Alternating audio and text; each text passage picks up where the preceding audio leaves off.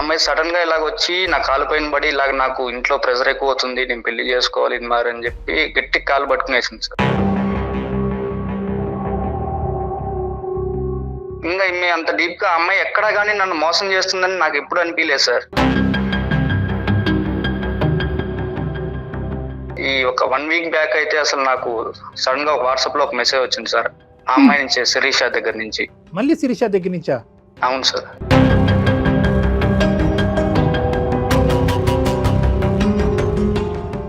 అతను ఇట్లా బాడీ మీద చేయాల్సిన ప్రతిసారి అంటూనే ఉన్నాడు, వాడు కూడా ఇలానే టచ్ చేసినాడు నిన్ను. ఎంత మానసికంగా మెంటల్ గా చాలా టార్చర్ చేశాడు.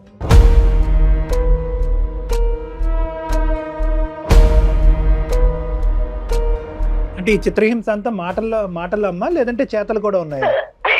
చేతులు కూడా ఉన్నాయి సార్. ఒకసారి రాటు తీసుకుని మరి కొట్టినాడు సార్. మీ పరిచయం 4 years. ఆర్గానిక్ పద్ధతిలో మీ చర్మాన్ని తెల్లగా మార్చుకోవాలనుకుంటున్నారా? సంప్రదించండి డాక్టర్ మాధవిని.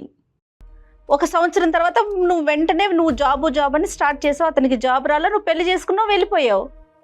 మేడం నేను చేసింది తప్పే మేడం, ఇంట్లో టార్చర్ చెప్పలేదు మేడం. లాస్ట్ అండ్ ఫైనల్ లో ఇంకా తను తప్ప ఇంకెవరు లేరు మేడం నాకు.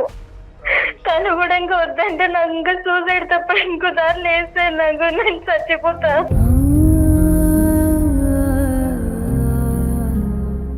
సార్ నేను ఎలాగైనా మా ఇంట్లో ఒప్పించి చేసుకుంటాను సార్. అమ్మాయి అలా బాధపడుతుంటే అసలు నేను చూడలేకపోతున్నా సార్. నాదే తప్పు, నిన్నప్పుడు వదిలిపెట్టి పోవడం.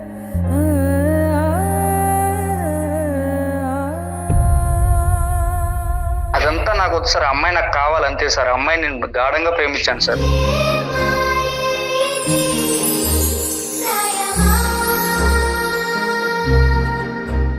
రెండు తెలుగు రాష్ట్రాలలో మొట్టమొదటి factory outlet jewellery shop Mukunda jewelleries. Mukunda jewellers సమర్పించు అందమైన జీవితం కార్యక్రమానికి స్వాగతం. నమస్తే కళ్యాణ్ గారు. నమస్తే జయ గారు. కళ్యాణ్ గారు, రాజేష్ అని మనకి వాట్సాప్ లోనే మెసేజ్ వచ్చిందండి. ప్రేమ వ్యవహారం అంటే అతని మెసేజ్ని బట్టి మాకు అనిపించింది ఏంటంటే మెచ్యూర్డ్ గానే ఉన్నాడు. ఏదో చిన్న పిల్లలు తెలిసి తెలియని వయసు అట్లా అనిపించలేదండి, మెచ్యూర్డ్ గానే అనిపించింది. బట్ అంటే చాలా మలుపులు తిరిగింది అనమాట. సో మీతో మాట్లాడాలి అనేసి పెట్టారు. సో ఏంటి మీరు వస్తారా, ఫోన్లో మాట్లాడతారా?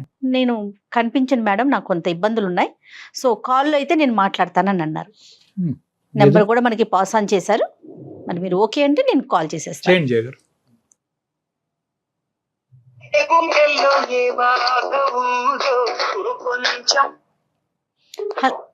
హలో, నమస్తే అండి, రాజేష్ గారా? నేను జయానండి, అందమైన జీవితం ప్రోగ్రామ్ నుంచి కాల్ చేస్తున్నాను. ఓ మేడం చెప్పండి మేడం. థాంక్యూ మేడం, మీరు వెంటనే మెసేజ్ పెట్టిన వెంటనే మీరు రిప్లై ఇచ్చిందండి. Thank you madam. ఎస్ మీ మెసేజ్ అంతా చూసాక ఇమ్మీడియట్ గా మీతో మాట్లాడాలి. డాక్టర్ కళ్యాణ్ చక్రవర్తి గారి సలహా సూచన చాలా అర్జెంట్ గా మీకు అవసరం అనిపించిందండి. సో అందుకని ప్రయారిటీగా మీరు తీసుకున్నాము. ఫ్రీ ఉన్నారా, మాట్లాడతారా? పర్లేదండి, మాట్లాడచ్చు. రైట్. కళ్యాణ్ గారు ఉన్నారండి, మాట్లాడండి ఒక్కసారి. హలో రాజేష్. హాయ్ సార్, నమస్తే సార్. హాయ్ రాజేష్, చెప్పండి. చెప్పిన ఏంటి సమస్య ఏంటి? మాది వైజాగ్. నేను ఒక అమ్మాయిని లవ్ చేశాను సార్, శిరీష అని అమ్మాయి పేరు.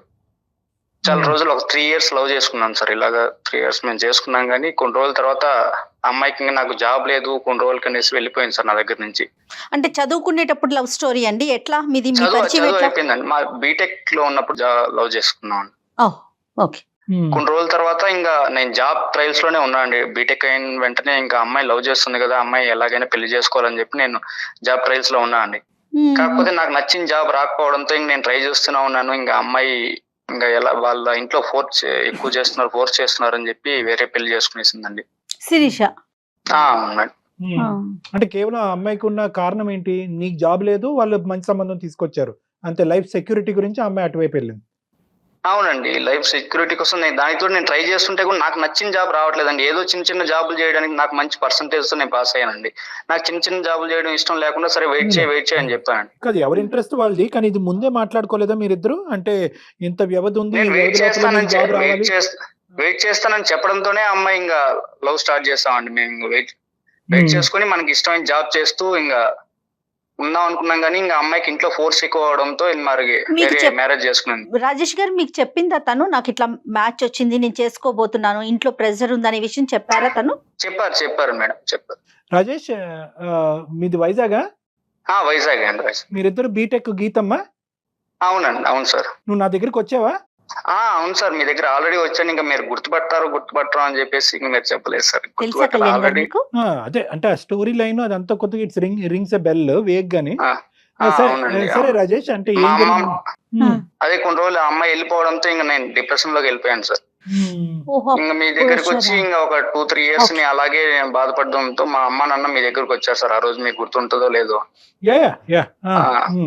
ఇంకా అక్కడే మీరు ఇచ్చిన సూచనల ప్రకారం నేను ఏదో చూసుకొని మెల్లగా డ్రింక్స్ సిగరెట్లు అవన్నీ కాదు, మానేసి ఏదో రాజేష్, జాబ్ చేస్తాను. ఇప్పుడు మన ఇద్దరు గురించి కాదు ఇది, నాకు తెలుసు చాలా వరకు ఈ స్టోరీ గుర్తొచ్చింది నాకు. కానీ ఓకే. అసలు ఏం జరిగింది అన్నది కూడా మన ప్రేక్షకుల గురించి, జయ మేడం గురించి కూడా అవునవును. మీరు చెప్పాలి.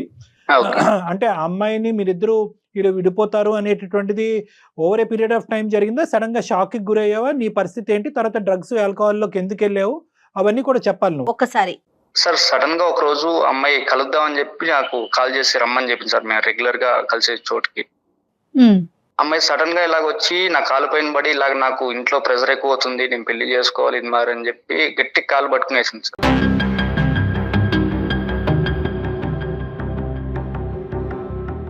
ఇంకా నాకు ఏం చేయాలి, ఏంటి నా పరిస్థితి ఏంటి అర్థం కావాలి. రోజు నార్మల్ గా మాట్లాడే అమ్మాయి ఈ రోజు ఏంటి ఇలా చేస్తుందని చెప్పి నాకు షాక్ లో ఉండిపోయాను.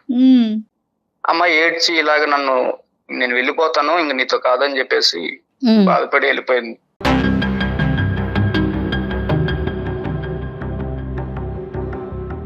రాజేష్, ఇదంతా జరిగి 4 years అయి ఉంటది కదా సుమారుగా? 4 years అయిపోయింది సార్, 4 years. అప్పుడు మీ పేరెంట్స్ నా దగ్గర తీసుకొచ్చారు కౌన్సిలింగ్ అని చెప్పి.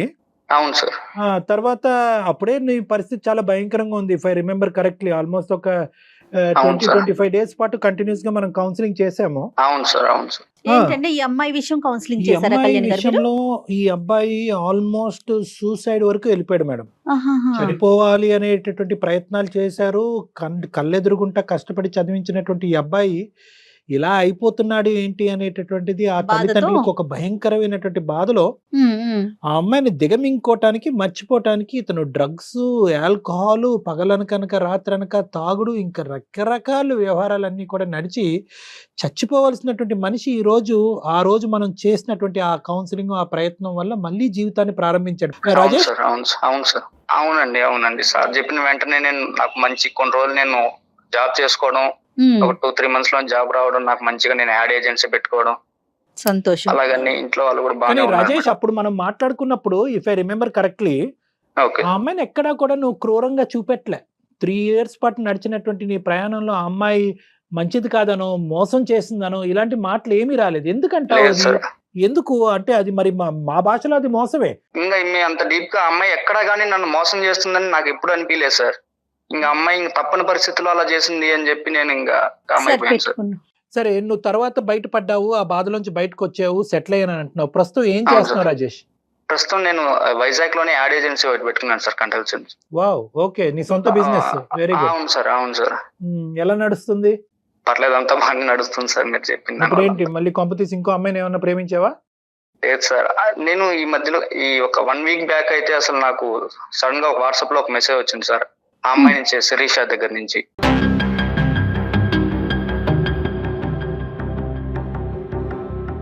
మళ్ళీ శిరీష దగ్గర నుంచా? అవును సార్. ఏది ఇప్పుడు 4 years తర్వాత, 3 years అవును సార్, తర్వాత? 4 years తర్వాత సార్. నువ్వు పెళ్లి చేసుకోలేదు ఇంకా? లేదు సార్, నేను ఇంకా లవ్ ఒకసారి బ్రేకప్ అయిన తర్వాత మళ్ళీ ఏ అమ్మాయి దగ్గర నేను ఇంకా కెరీర్ వైపు వెళ్ళిపోయాను సార్. మా ఇంట్లో వాళ్ళ దగ్గర ఇంకా బాధపడుతుంటే చూడలేక ఇంకా కెరీర్ వైపు వెళ్ళిపోయాను. బాగుందయ్యా, ఏం కాదులయ్యా ఇవన్నీ. ఇంకా నీ జీవితాన్ని ఇంకా అంటే నువ్వు కొంతవరకు బాగుపడ్డావు, కానీ ఇంకా పూర్తి స్థాయిలో ఆ అమ్మాయిని అయితే నీ మనసులో మర్చిపోలేదు. ఇంకా పెళ్లి చేసుకోవాలని డిసైడ్ అవ్వలేదు. మరి మీ తల్లిదండ్రులు నీ మీద ప్రెషర్ పెడుతున్నారా చేసుకోమని? అది కూడా లేదా? అందరూ ప్రెజర్ పెడుతున్నారు సార్, కాకపోతే నాకు పెళ్లి వద్దు, నాకు ఇంకా ఒక అమ్మాయి వెళ్ళిపోయింది, ఇంకా నాకు అవసరం లేదు, నా జాబ్ వైపు కెరీర్ వైపు ఉండిపోదాం అని చెప్పి నేను ఇలా చూసుకుంటున్నాను సార్. ఇంట్లో ప్రెజర్ అయితే ఉంది కానీ లేకుండా ఎందుకు ఉంటుందండి? తల్లిదండ్రులు కోరుకుంటారు కదండి పిల్లలు భవిష్యత్తు ఆ బాగుండాలని. సబ్జెక్ట్ అక్కడ క్లోజ్ అయిపోయినప్పుడు నువ్వు ప్రేమ అనేది పక్కన పెట్టి మళ్ళీ కొత్త జీవితం స్టార్ట్ చేసి కెరియర్ పరంగా నువ్వు ముందుకు వెళ్ళినప్పుడు అంతే ఇది కదా కూడా మొదలు కళ్యాణ్ పెట్టాలి గారు, కదా. అంతే కదా డాక్టర్ గారు. అరే, ఈ అమ్మాయి మళ్ళీ చేస్తున్నాను, కాకపోతే ఆ అమ్మాయి నేను ప్రేమించింది మర్చిపోలేకపోతున్నాను సార్, అందుకని చెప్పేసి. కాదు, ఈ అమ్మాయి మళ్ళీ ఎందుకు మెసేజ్ పెట్టింది? ఇదేంటి మాకు ఏమంటది అసలు ఫైనల్ గా? అమ్మాయి నీ దగ్గరకు వచ్చేస్తాను అని చెప్తుంది మేడం.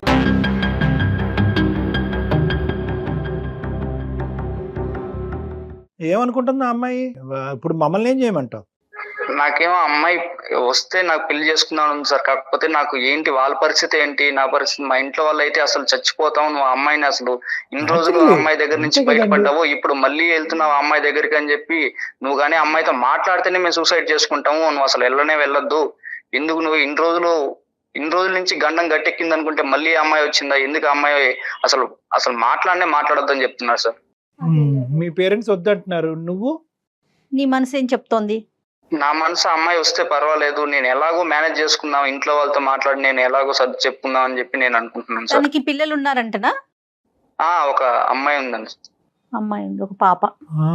మరి కాదు, ఇప్పుడు పాప పుట్టింది అంటే ఏమంటది ఆ అమ్మాయి? అక్కడ విడాకులు తీసుకుని నీ దగ్గరకు వస్తానంటుందా, మనం పెళ్లి చేసుకుందాం అంటుందా, ఏమంటుంది? పెళ్లి చేసుకుందామని అంటుంది సార్.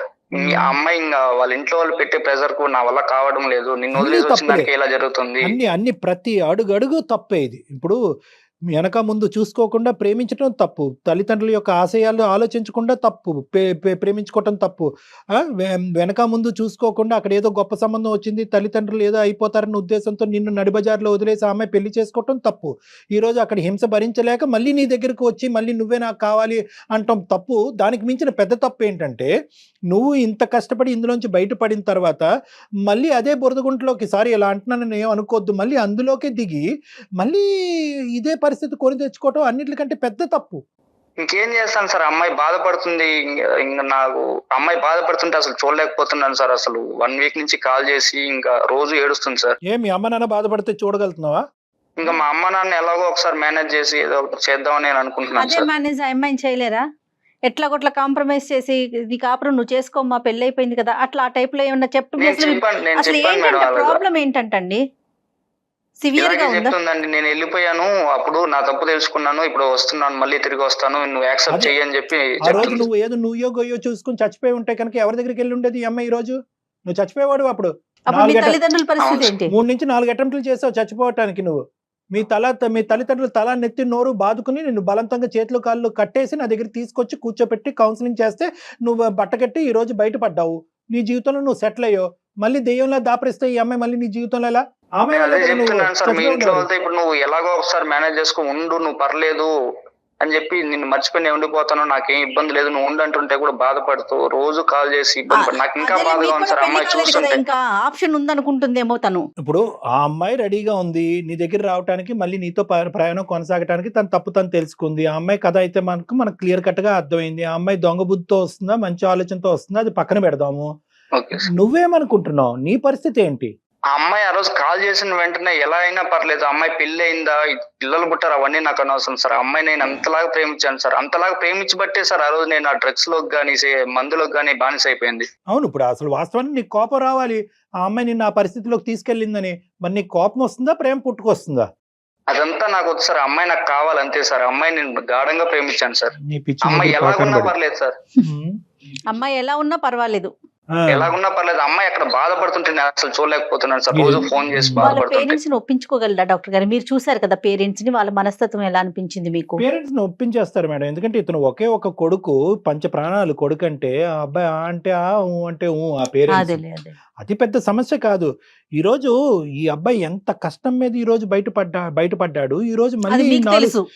4 సంవత్సరాల తర్వాత చచ్చిపోవాల్సిన మనిషి ఈ రోజు బ్రతికి బయట ఉండి మళ్ళీ అదే అందులోకే వెళ్తాను, ఆ అమ్మాయితో పాటే ఉంటాను అనేటటువంటిది అసలు ఆ అమ్మాయి చెప్పే కథ అంతా నిజమని ఎలా అనుకుంటాం రాజేష్ మనం?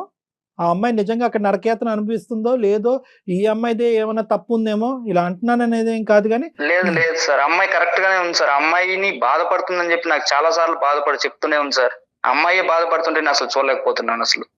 సరే, ఇప్పుడు ఏం చేద్దాం అంటావు? మాకెందుకు చేస్తావు? మళ్ళీ నీకు వార్నింగ్ ఇస్తున్నాను రాజేష్. నువ్వు మళ్ళీ తెలిసి మళ్ళీ ఇందులో దిగి మళ్ళీ డిప్రెషన్కో పిచ్చోడ్లోగా అయ్యి మళ్ళీ తాగుడుకో డ్రగ్స్కో బానిస అయితే కనుక నేను కాదు కదా, ప్రపంచంలో ఏ సైకియాట్రిస్ట్ నేను బయట వేయలేడు. ఇది నీకు లాస్ట్ అండ్ ఫైనల్ అవకాశం. బాగా ఆలోచించే మాకు చేసావని మేము అనుకుంటున్నాం. సార్ ఆలోచించి ఒక్కసారి నేను కాన్ఫరెన్స్ పెడతాను, ఒక్కసారి మాట్లాడండి సార్, ఎలాగైనా మమ్మల్ని కలపండి సార్. కలిసే కాన్సెప్ట్ లోనే ఉన్నాడు రాజేష్. ఎక్కడుంది ఆ అమ్మాయి ప్రస్తుతం? అమ్మాయి వాళ్ళు చెన్నైలోనే ఉంది సార్, వాళ్ళ ఇంట్లోనే ఉంది. చెన్నైలో ఉంటారు వాళ్ళు. సరే కలపండి. ఆ అమ్మాయి పేరు శిరీష సార్. శిరీష. ఓకే, కలపండి, ట్రై చేద్దాం. అసలు ఏమనుకుంటుందో. చాలా డేంజర్ అమ్మా ఇది. ఇదేంటంటే అసలు ఒక మనిషి స్వచ్ఛంగా చాలా నీతివంతుల్లాగా ప్రేమించినటువంటి ఒక వ్యక్తి ఆ ప్రేమ విరిగిన తర్వాత అందులో బయటపడటం అనేది చాలా కష్టం. ఆ హెవీనెస్ ఉంటుంది చూడండి, అది ప్రపంచంలో అన్నిటికంటే పెద్ద డిప్రెషన్ అని నేను అనుకుంటున్నాను. దాన్ని గ్రీఫ్ అంటారు. అంటే ఒక మనిషి చనిపోతే ఎంత బాధ ఉంటుందో అంత బాధ ఉంటుంది. హలో కన్నా, హలో కన్నా చాలా సేపటి నుంచి నీ కాల్ కోసమే వెయిట్ చేస్తున్నా. ఇంత టెన్షన్ పడినాను తెలుసా, కాల్ చేస్తావో లేదో అని. శిరీష, నేను అందమైన జీవితం అనే ప్రోగ్రామ్ కళ్యాణ్ చక్రవర్తి గారు మాట్లాడుతున్నారు, కాన్ఫరెన్స్ లో ఉన్నారు, ఒకసారి మాట్లాడతారండి. ఓకే కన్నా. అమ్మ కన్నాని ముద్దుగా పిలుచుకుంటావా మీ రాజేష్ని? అవును సార్, కన్నా అని పిలుస్తా.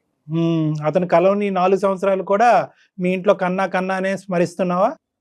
ఓకేనమ్మా. సార్ తన గురించి అయితే ఆలోచిస్తూనే ఉన్నా సార్. 4 years ఎంత కష్టం పడుతున్నాను నాకే తెలుసు సార్. అది కాదమ్మా, నేను ఒకే ఒక పాయింట్ నిన్ను అడుగుతున్నాను శిరీష.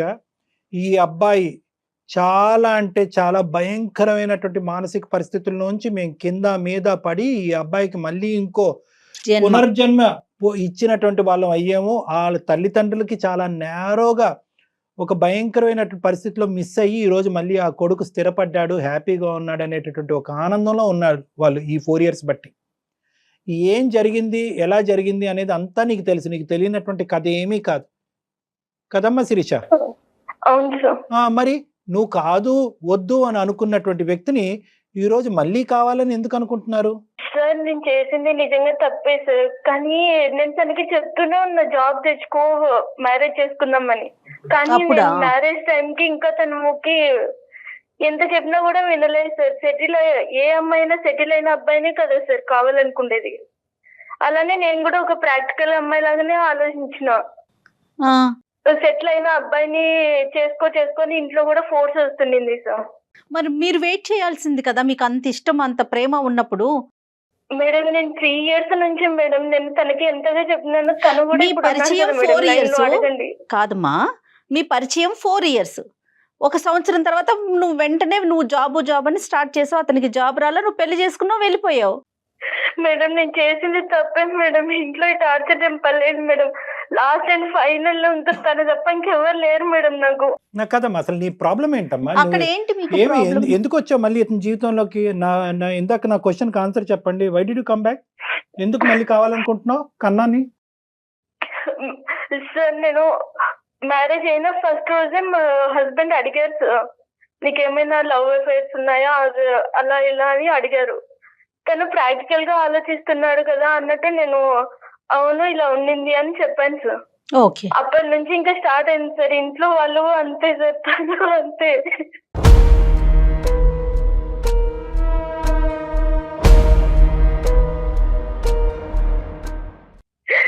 తను ఇట్లా బాడీ మీద చేయాల్సిన ప్రతిసారి అంటూనే ఉన్నాడు, వాడు కూడా ఇలానే టచ్ చేసినాడా నిన్ను అని. ఎంత మానసికంగా మెంటల్ గా చాలా టార్చర్ చేశారు.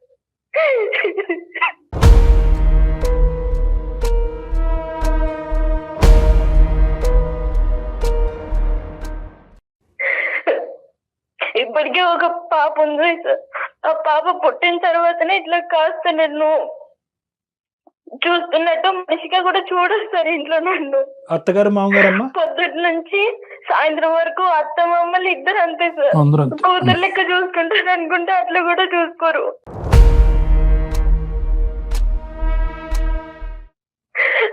మళ్ళీ సాయంత్రం మా ఆయన రాగానే తనకు కూడా లేనిపోనేవన్నీ చెప్పి నన్ను ఇంకా తిట్టేయడం కొట్టడం ఇదంతా ఇప్పటికీ జరుగుతుంది సార్. అంటే ఈ చిత్రహింస అంతా మాటల్లో అమ్మా, లేదంటే చేతలు కూడా ఉన్నాయా? చేతులు కూడా ఉన్నాయి సార్. ఒకసారి రాటు తీసుకుని మరి కొట్టినారు సార్. ఇది ఒక్కటే కారణం అమ్మా? కేవలం సార్ మీరే ఏదో ఒకటి చేయాలి. అది కదమ్మా, ఇప్పుడు ఎందుకు ఈ నిర్ణయం తీసుకున్నావు? అంటే నీ కన్నా అనే వ్యక్తి ఇంకా పెళ్లి కాకుండా ఉన్నాడు అనేది నీకు తెలుసా? కన్నా లేదంటే రాజేష్ అనేటటువంటి వ్యక్తి ఒక భయంకరమైన పరిస్థితుల్లోంచి వెళ్ళి ఇలాగా బ్రతికి బట్టగట్టి మళ్ళీ తన జీవితంలో తనని కాపాడుకుని బతుకుతున్నాడు అనే ఆలోచన తెలుసా నీకు? నువ్వు వెళ్ళిపోయిన తర్వాత అతని జీవితం ఎలా వెళ్ళింది అనేది నీకు తెలుసా? లేదు సార్, నాతో ఎవరిని కాంట్రాక్ట్ లో అయితే పెట్టలేదు సార్ మా హస్బెండ్. ఉమ్. తన నెంబర్ ఎప్పుడు ఉండేదో అదే అన్బ్లాక్ చేసి నేను ఇప్పుడు మెసేజ్ చేశాను. సార్ నా లైఫ్ మీద నాకు ఆశ లేదు సార్. ఇంకా ఒకే ఒకటి నాకున్న దారంటూ రాజేష్ నా కన్నా మాత్రమే సార్. తను కూడా ఇంకా వద్దంటే నాకు ఇంకా సూసైడ్ తప్ప ఇంకో దారి లేదు సార్. నాకు నేను చచ్చిపోతా.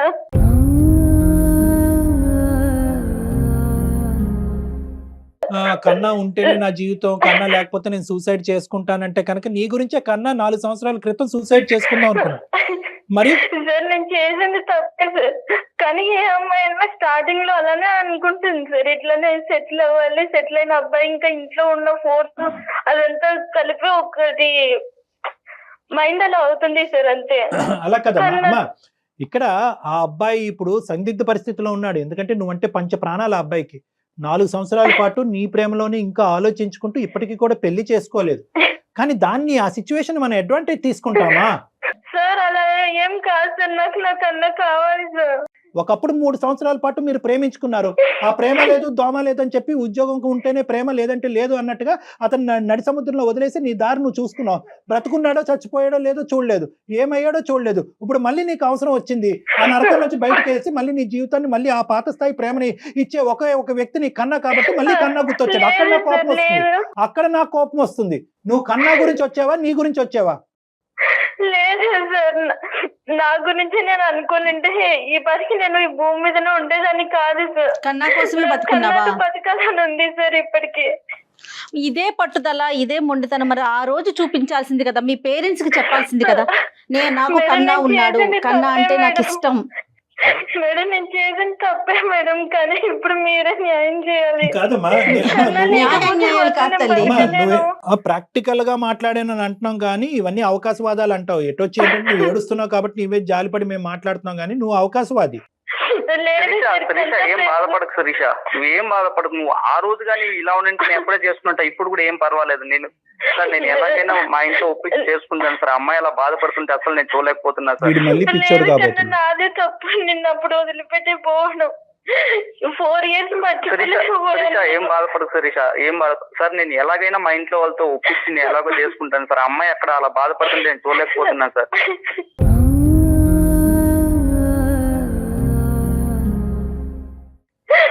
కాదు శిరీష, ఏడో అమ్మా శిరీష, నేను ఒక 2 నిమిషాలు మాట్లాడచ్చా? చెప్పండి సార్. మీ ప్రేమకి ఏమి నేను వ్యతిరేకను కాదు, ఓకే, మీ భవిష్యత్తులకి నేను వ్యతిరేకను కాదు. నాకు కన్నా యొక్క భవిష్యత్తు కూడా ఇంపార్టెంట్. ఎందుకంటే కనుక అతను ఈ రోజు బ్రతికి బయటపడ్డాడు. 1-10 సార్లు చెప్తున్నాను. ఎందుకంటే అతను గెడ్డాలు పెంచుకుని పిచ్చోడు లెక్క ఉంటూ తాగుడుకు బానిసయ్యి ఈడ్చుకుని 2 కాళ్ళు 2 చేతులు కట్టేసి వాళ్ళ తల్లిదండ్రులు నా దగ్గర తీసుకొచ్చారమ్మా. ఆ సన్నివేశం నువ్వు ఒక్కసారి చూస్తే కనుక నీకు అర్థం అవుతుంది. నీ తప్పైపోయింది అని చెప్పి మీరు అందరూ చాలా సింపుల్ గా మాట్లాడేస్తారు. అవసరానికి ఏది పట్టుకోవాలో మీరు అది పట్టుకుంటారు. మీకు బాగానే అలవాటు. నేను ఈ రోజు లేదు, అప్పుడు ఫ్యామిలీ గురించి నేను తనని దూరం పెట్టాల్సి వచ్చింది, కానీ తనంటే ఇష్టం లేక కాదు సార్. అమ్మ, ప్రేమించినప్పుడు ఎవరో ఒకరిని దూరం పెట్టాలి. ప్రేమ అనేటటువంటిది వచ్చినప్పుడు పోరాటం తప్పదు, త్యాగాలు తప్పదు. సార్ నేను తనకి చెప్తూనే ఉన్నాను సార్. అడుక్కు తిని పోషిస్తాడమ్మా నిన్ను. నీకేంటమ్మా ప్రాబ్లము? నువ్వు ప్రేమను కాపాడుకో. చేసింది తప్పే ఒప్పుకుంటున్నాను సార్, కానీ నాకు తను కావాలి సార్. అమ్మ, తప్పు 2 తప్పులు అవ్వకూడదు అని చెప్పి నేను ఈ రోజు ఈ విధంగా మాట్లాడుతున్నాను. మీ ప్రేమకు వ్యతిరేకం కాదు. తప్పు 2 తప్పులు అవ్వకూడదు. ఇక్కడ మీ ఆయన కుటుంబం ఉంది, మీ అత్తారిల్లు ఉంది, మీ అమ్మ నాన్న ఉంది, పాప ఉంది, అటువైపు వాడు అమ్మ నాన్న ఉన్నారు. ఇప్పుడు ఒప్పుకుంటారా? ఎంతమందిని ఒప్పిస్తారు? సార్ ఏం పర్లేదు సార్. నేను ఇంకొకసారి కావాలంటే అక్కడ వెళ్ళడానికి నేను సిద్ధంగానే ఉన్నాను. కానీ శిరీష అది నాకు చూస్తుంటే దేనికన్నా రెడీ అయ్యి. శిరీషకి 10 మంది పిల్లలున్నా రెడీ అయ్యి, ఏదన్నా రెడీ అయ్యి. వాళ్ళందరూ వచ్చి నిన్ను నరికి నీకు ఉప్పు కారం రాస్తారు వాళ్ళందరూ కలిపి. అర్థం అవుతుందా? నువ్వేమనుకుంటున్నావు? నీ తల్లిదండ్రులు పడిన బాధ డాక్టర్ గారికి తెలుసమ్మా. నీ కండిషన్ లో నీకేం తెలుసు? నువ్వు కాసేపు ఆగు బాబు కన్నా.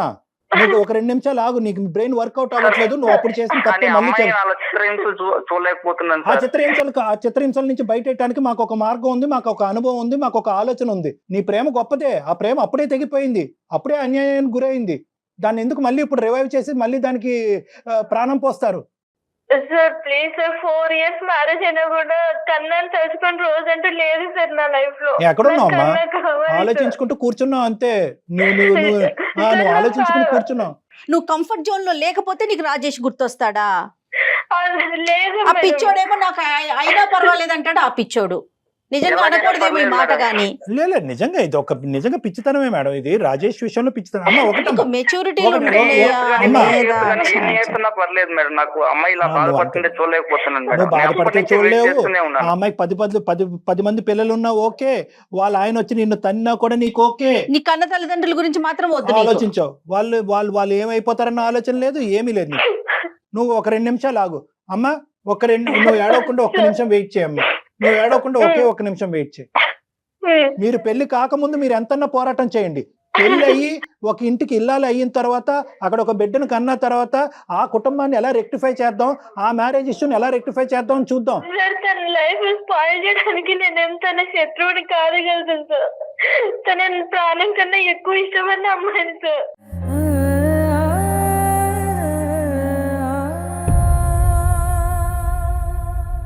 ఇక్కడ రాజేష్ మీద నీకు ఎంత ప్రేమ ఉంది అనేది మాకు అర్థం అవుతుంది. ఫస్ట్ నీ మ్యారేజ్ లో ఉండేటటువంటి నీ కుటుంబ సభ్యులతో ఉండేటటువంటి ఇష్యూని ఫస్ట్ మనం రిజాల్వ్ చేద్దాం. రిజాల్వ్ చేద్దాం. లేదు సార్, నా హస్బెండ్ నా దగ్గరికి వచ్చినా కూడా నాకు రాజేషే కావాలి సార్. మనం పెద్దల్ని ఇన్వాల్వ్ చేయాలి ఇక్కడ. నాకు కావాలి అంటే కనుక నేను 1కి 100 సార్లు వార్నింగ్ చేస్తున్నాను మీకు, మళ్ళీ సార్, మీరు నేను రానున్న కావాలంటే మా రోజుల్లో ఇంట్లో తప్పు వాళ్ళని చేయబోతున్నారు. ఒప్పిస్తాను సార్. నేను కావాలంటే మా ఇంట్లో వాళ్ళని కావాలంటే ఎలాగో ఒప్పిస్తాను సార్. బాబు నువ్వు ఎలాగన్నా ఒప్పిస్తావు, ఎందుకంటే మళ్ళీ చచ్చిపోతానని వార్నింగ్ ఇచ్చే ఒప్పిస్తావు. నువ్వు ఎలా ఒప్పిస్తావు నాకు తెలుసు, నీకున్న టెక్నిక్ ఏంటన్నది నాకు తెలుసు. శిరీష వాళ్ళ అత్తమామలకి ఏం చెప్తారండి? అమ్మా శిరీష, సార్ ఇప్పుడు నువ్వు మీ పేరెంట్స్ కి ఏమని చెప్దాం అనుకుంటున్నావు, మీ అత్తమామలకి ఏమని చెప్దాం అనుకుంటున్నావు, నువ్వు కన్నటువంటి బిడ్డ రేపొద్దున తండ్రి ఎవరు అని అడిగితే కనుక ఆ అమ్మాయికి ఏమని చెప్దాం అనుకుంటున్నావు? సార్ మా అమ్మ వాళ్ళని నేను ఖచ్చితంగా క్వశ్చన్ చేస్తాను సార్, వాళ్ళని నేను హ్యాపీగా ఉంటానని చెప్పి ఈ పెళ్లి చేశారు, కానీ నేను నరకం తప్ప ఇంకోటి చూడలేదు సార్ ఈ లైఫ్ లో. ఒకప్పుడు నువ్వు విడాకులు ఇవ్వడానికి రెడీగా ఉన్నావు అని అంటే కనుక మీ హస్బెండ్ హ్యాపీగా విడాకులు ఇస్తాడా? సార్ నాకు ఇష్టం లేకుండా తను మాత్రం ఏం చేయగలదు సార్. సో నీకు ఇష్టం నేను లేనట్టు ఇంకొకరి కాపురం చేస్తేనే కదా సార్ నాతో లైఫ్ ఉంటది.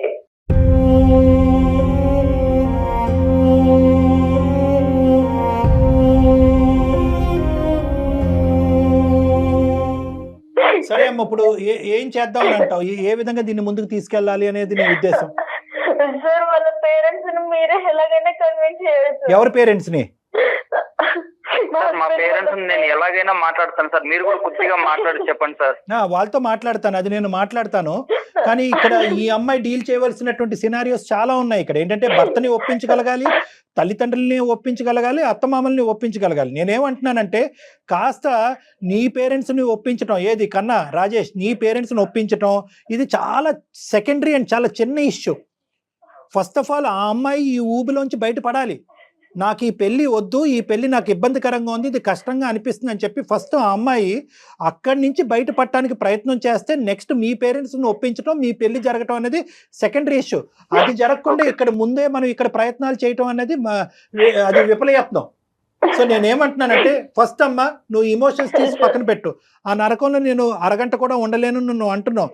నీ బిడ్డను తీసుకుని నువ్వు ఎలా బయటకు రావాలి అని అనుకుంటున్నావు లీగల్గా, పెద్దల సమక్షంలో, పెద్దల ఒప్పందంతో, కుటుంబ సభ్యుల యొక్క సపోర్ట్తో నువ్వు ఎలా బయటపడాలనుకుంటున్నావు ఫస్ట్ అందులోంచి బయటపడు. అప్పుడు మనం రాజేష్ పేరెంట్స్తో కూర్చుని ఈ అమ్మాయి ఇన్ని అడుగులు అప్పుడు చేసినటువంటి తప్పు తను తెలుసుకుంది, తన భవిష్యత్తు మళ్ళీ నిలబెట్టుకోవాలి, కన్నా జీవితాన్ని కూడా నిలబెట్టుకోవాలని చెప్పి మళ్ళీ ఇంకొక ప్రయాణం కొనసాగించాలని అనుకుంటుంది. ఆ అమ్మాయి ప్రయత్నం మీద నాకు నమ్మకం వచ్చిందనే ఆధారం చూపెట్టడానికి నాకు ఉంటుంది. దాన్ని బట్టి నేను వాళ్ళ పేరెంట్స్తో మాట్లాడి వాళ్ళని కన్విన్స్ చేసి మీరిద్దరు ముందుకెళ్లే విధంగా నేను ప్రయత్నం చేస్తాను. కానీ దానికంటే స్టెప్ 1 నువ్వు తీసుకోవాలి, చాలా ఇంపార్టెంట్. అలాగే sir. Okay sir. Okay Rajesh, final గా నీకు చెప్పేది ఏంటంటే కోర్టుకు సంబంధించినటువంటి వ్యవహారం కాబట్టి నువ్వు ఓర్పుగా ఉండాలి. తొందరపాటు పనులు మళ్ళీ ఏమీ చేయకూడదు, నెంబర్ 1. నెంబర్ 2, అంతా కలిసి వచ్చి మీరిద్దరు రేపొద్దున లీగల్గా, ఎథికల్గా, మోరల్గా, కుటుంబ సమేతంగా మీరు ఏకం అవుతే కనుక ఆ బిడ్డ కూడా నీ బిడ్డే అన్నట్టుగా చాలా ఓపికగా, ఓర్పుతో, సహనంతో ఉండాలి. అర్థమైందా? అది కూడా చాలా ఇంపార్టెంట్. సో ఒకళ్ళని కాదు ఇద్దరిని ప్రేమించాలి నువ్వు. చాలా థ్యాంక్ యూ సార్. సరే మీరు రండి ఒకసారి మనం మాట్లాడదాం, నేను చెప్తాను. Okay right. Okay thank you. Okay sir. Good luck అమ్మా. Bye both of you. All the best. Thank you sir. ముందు ఈ అమ్మాయితో మాట్లాడాల్సిన అవసరం ఉంది కళ్యాణ్ గారు. ఎందుకంటే ఈ అమ్మాయి ఇమోషన్ తో నిర్ణయం తీసుకుందా, ఏం తీసుకుంది, ఏ అమ్మాయికి ఎప్పుడు ఇమోషన్ ఎక్కువైపోతే అప్పుడు నిర్ణయాలు తీసుకునే విధంగా నాకు అనిపిస్తుంది.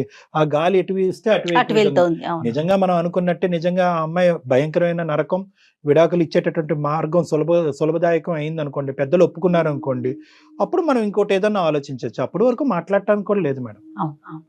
రైట్ కళ్యాణ్ గారు, నమస్తే. Yes.